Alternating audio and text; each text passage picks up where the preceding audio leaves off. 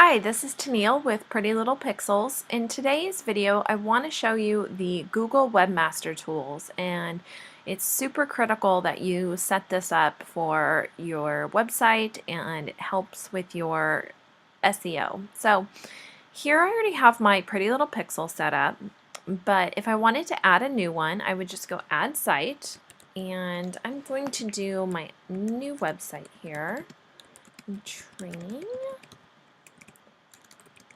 and continue. Now it's going to tell me that I need to verify that I am the owner of that website. It's not going to give you access to a website unless you first verify it. Thank you, Google, for that. So you would have to download this HTML verification file, and I'm just going to save it to my desktop there, and then I will have to go into my file, my hosting manager, and upload that file and come back and verify it, and then once I do that I'll have access to it.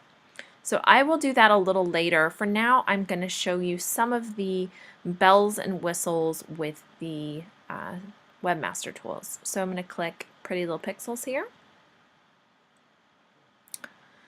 Okay, so this is the dashboard. It's showing me an overview of some of the tools that I have no errors at this point, any crawl errors. This is giving me a snapshot of impressions and actual clicks. So terms that I might be getting some impressions for, and then what my actual clicks are. Sitemap is showing me what was submitted via my sitemap and then what Google indexed. So let's get into this a little bit more. Alright, so let's go to Configure Settings. I have a geographic target of the United States, but you can change that to any country that you want here. Let's go back to, I'll just go Cancel. Okay, and then I don't have a preference of whether it's the www or not, so I leave that, and I leave it at the recommended Let Google Optimize for me. So site links. Site links are when you search in Google and you see a business name come up, and then you see the sublinks or the sub pages for their website. So here is ones that I've created: about, blog, contact, portfolio, and services. If I hover over it, I'll just get a little snapshot of that page. But if I was going to just add another one, I can just do about, and I would copy and paste that in there. And then I would hit demote, and then that would create this link for me, or I could remove them here. But you want to just get as much of your content out there as you can. So that is how you would create those site links.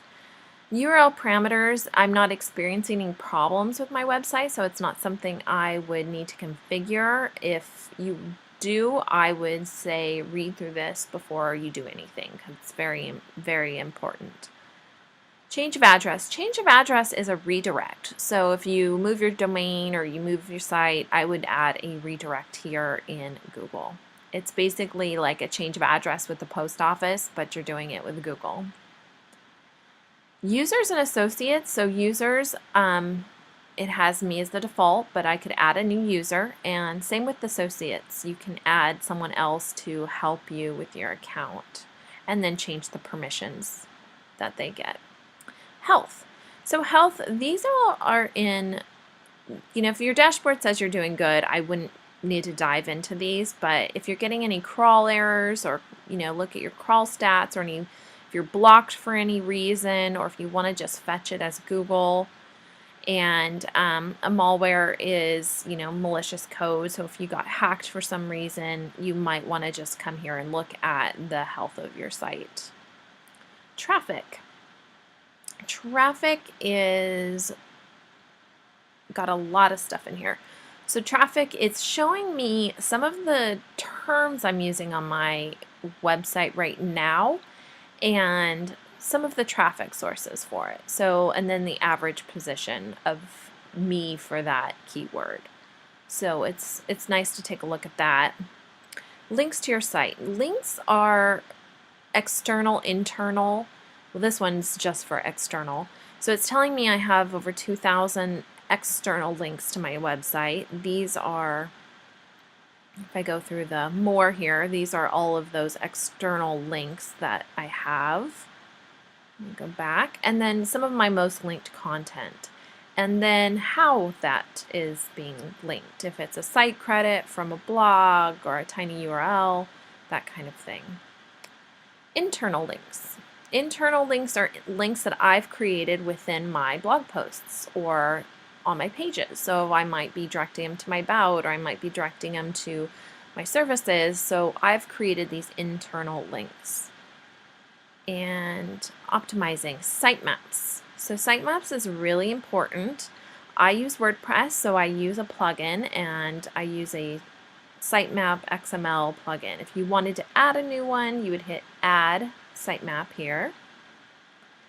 And you can see I have -sitemap.xml. So that's, Google, when I put new content out there, it automatically goes into my sitemap, and then Google will crawl it every so often. So it says it's last processed on Monday, and it submitted 34 items, and Google indexed 31 of them. So not too bad.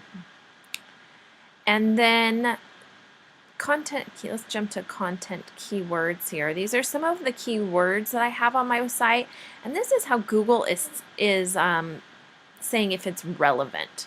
So the relevance based on the content on my website, because Google's ultimate goal is to provide the searcher with the exact thing that they're looking for. So definitely take a look at that and see, like, for me, WordPress, I do a lot of stuff in WordPress, so I definitely want to up more of that in my significance of my site. So that's the overview of the Webmasters tool. If you don't have it, I definitely recommend you set it up. It's free. You go to google.com, sign up for a free account, and sign up on the Webmasters and get your site submitted so you can manage and take a look at what Google sees for your website. Thank you very much, and I will see you next week.